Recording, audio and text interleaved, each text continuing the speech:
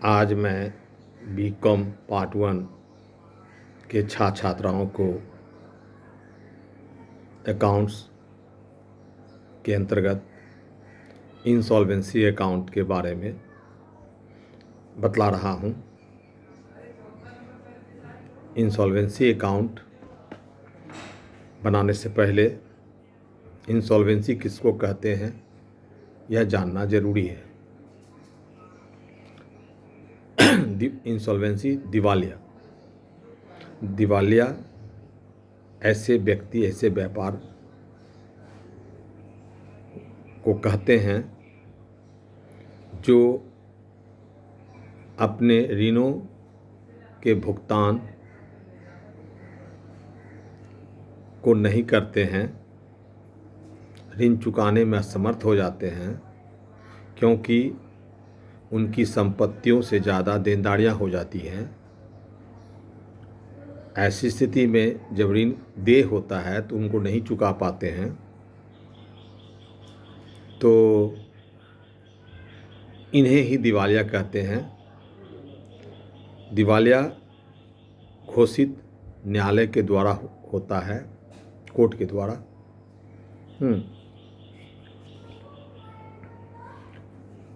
कोई व्यापार जब दिवालिया हो जाता है तो उनसे संबंधित 2 खाता तैयार किए जाते हैं। एक स्टेटमेंट ऑफ अफेयर्स, दूसरा deficiency account. Statement of affairs के अंतर्गत बाएं साइड में देनदारियां पक्ष, लायबिलिटी साइड, और दाहिनी तरफ में एसेट साइड का उल्लेख किया जाता है, विवरण दिया जाता है। लायबिलिटी में 4 तरह के लायबिलिटी होते हैं। वैसे संपत्तियां भी कई प्रकार की होती हैं, सभी को हम सूचीबद्ध दिखाते हैं, लिस्ट में दिखलाते हैं। लिस्ट ए, लायबिलिटी के अंतर्गत लिस्ट ए के अंतर्गत अनसिक्योर्ड क्रेडिटर्स को दिखलाया जाता है। अनसिक्योर्ड क्रेडिटर्स वैसे क्रेडिटर्स को कहते हैं जिन्होंने व्यापार को ऋण दे रखा है लेकिन उनके पास किसी भी प्रकार की सिक्योरिटीज नहीं है, जमानत नहीं है। वो असुरक्षित लेनदार कहलाते हैं क्योंकि इनके पास किसी प्रकार की सिक्योरिटी नहीं है। इस ऐसे ऋणों को लिस्ट ए, सूची ए के अंतर्गत दिखाया जाता है। जैसे क्रेडिटर्स बता चुके हैं, जिनके पास किसी प्रकार की सिक्योरिटी नहीं होती है। Creditors, bills payable, overdraft, liability for bill discounted, जिस बिल को भुना लिया गया और दायित्व उत्पन्न हो जाता है। वाइफ लोन, पत्नी से लिया गया ऋण, और आउटस्टैंडिंग एक्सपेंसेस, इन सबों को लिस्ट ए के अंतर्गत दिखलाया जाता है।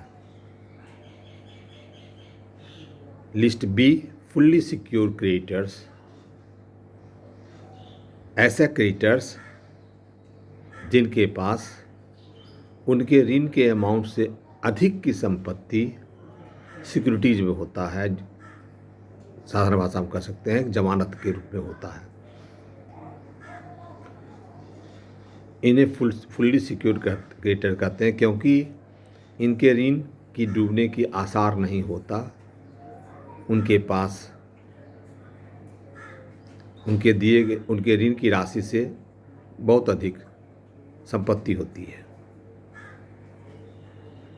जैसे कोई क्रेडिटर्स हैं 15,000 के और उसके पास सिक्योरिटी है 20,000 का, तो इनके 15,000 सुरक्षित है जो संपत्ति उनको रखा गया है उससे। लिस्ट सी पार्टली सिक्योर क्रेडिटर्स को कहते हैं। पार्टली सिक्योर क्रेडिटर्स ऐसे क्रेडिटर्स को कहते हैं जो ना तो सिक्योर्ड है और ना ही अनसिक्योर क्रेडिटर्स है। ना सिक्योर क्रेडिटर्स है ना वो अनसिक्योर क्रेडिटर्स है।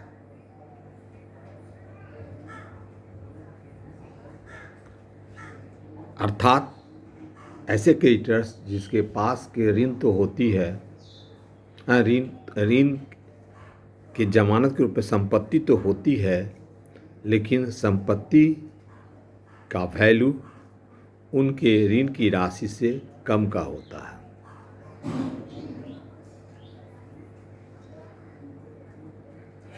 $8,000 लोन दिया है ऋण और उनके पास सिक्योरिटी 5,000 का है।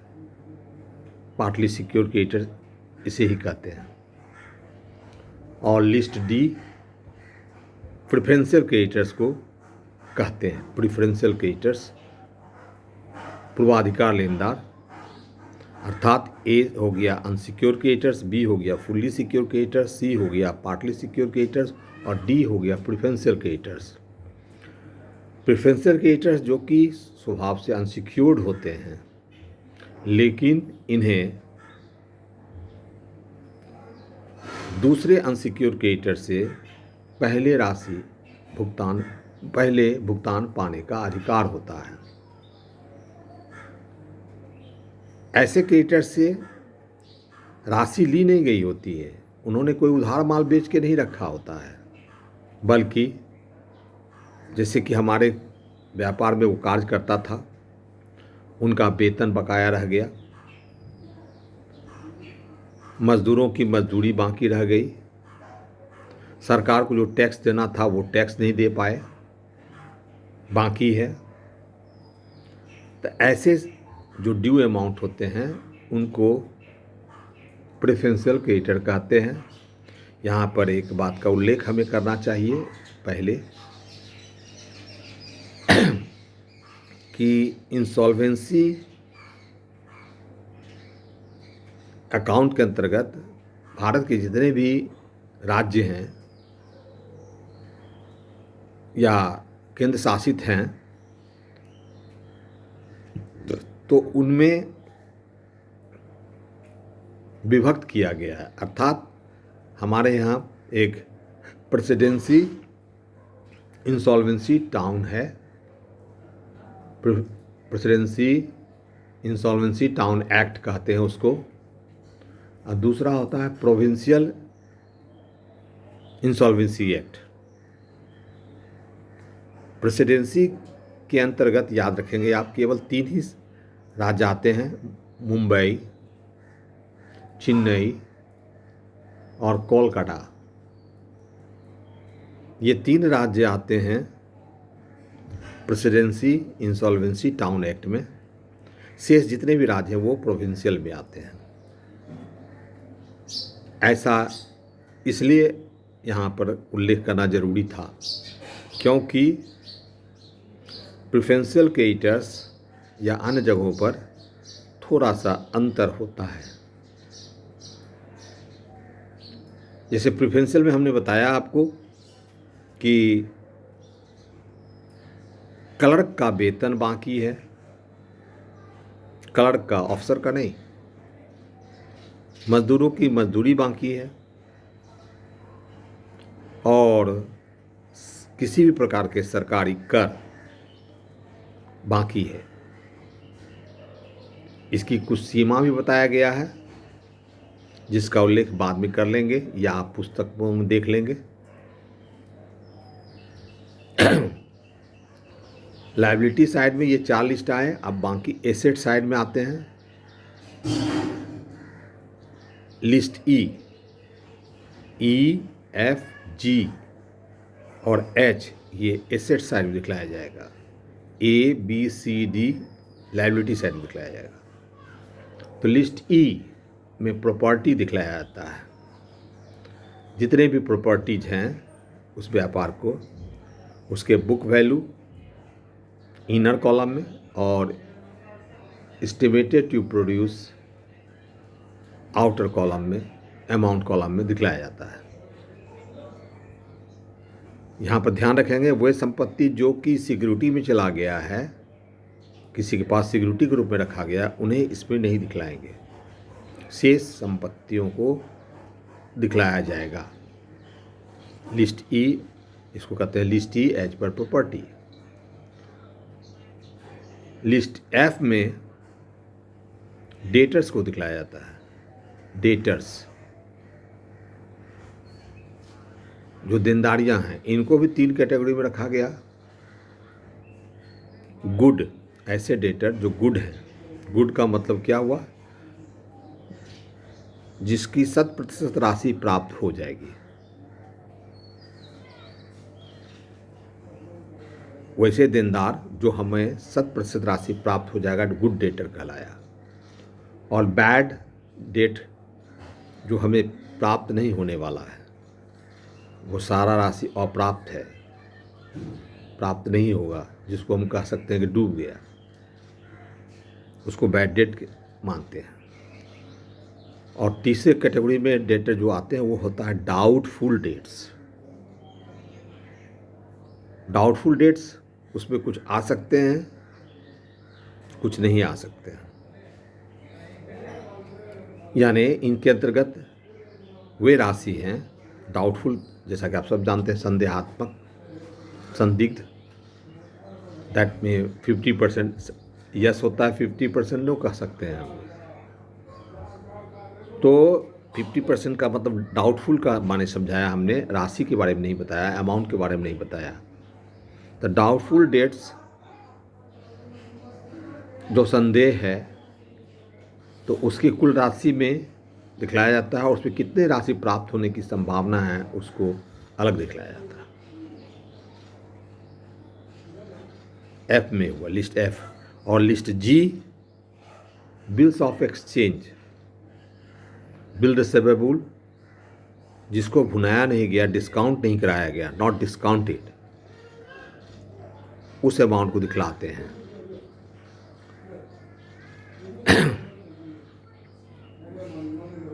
इन तीनों के बाद लिस्ट एच आता है, जिसपे कि हम डिफिशियंसी को दिखाते हैं।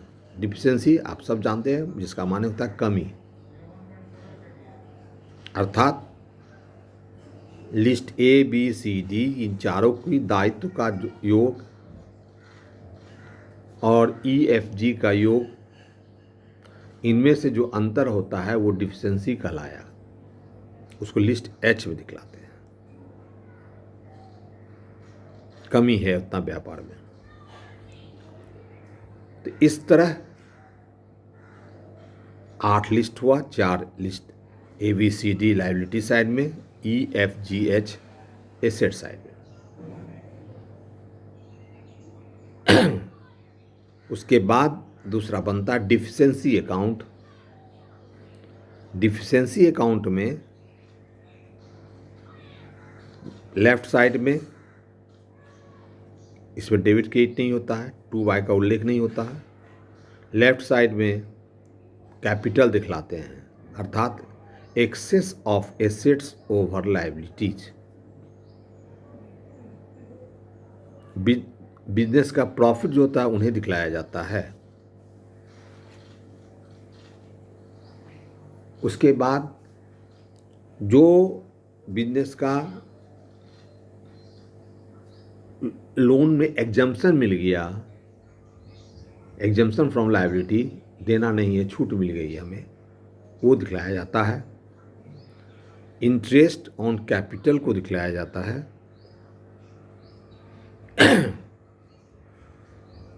और मोटा मोटी बात को समझा रहा हूँ मैं।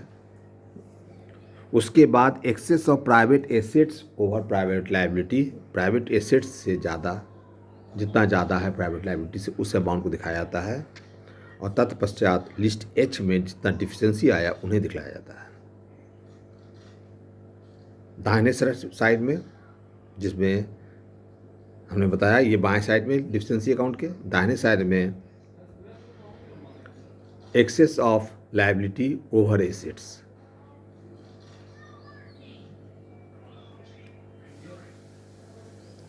और ड्राइंग्स, फिर प्राइवेट लायबिलिटी जो यानी excess of private liabilities over private assets, उन्हें दिखलाया जाता है। लॉस फ्रॉम प्रॉपर्टीज, जितने प्रॉपर्टी हैं उनके बुक वैल्यू और रियलाइज वैल्यू में जो अंतर आया, लॉस आया, उनको दिखलाया जाता है।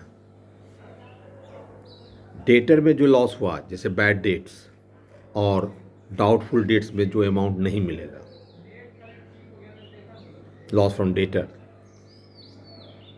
स्पेकुलेशन लॉस, स्पेकुलेशन लॉस और लॉस फ्रॉम स्टॉक एक्सचेंज, सट्टा बाजार, ये स्कंद बेचने में जो शेयर वर्ड खेलने में जो लॉस हुआ, उन्हें दिखलाया जाता है। फिर बिजनेस का जो लॉस है उन्हें दिखलाते हैं। इस तरह से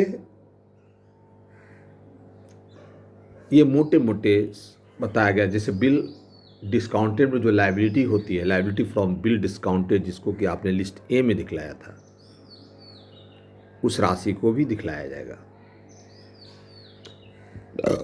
तत्पश्चात दोनों को जोड़ेंगे तो ये बराबर आ जाएगा। मुख्य रूप से जो बातें होती हैं उन्हें मैं उल्लेख किया हूँ। समझता हूँ कि इसके बाद आप पुस्तक को संपर्क करेंगे, मेरे व्याख्यान को देखेंगे, सुनेंगे, समझेंगे और पुस्तक को देखेंगे तो आपको बहुत सारी बात समझ में आ जाएगा। धन्यवाद।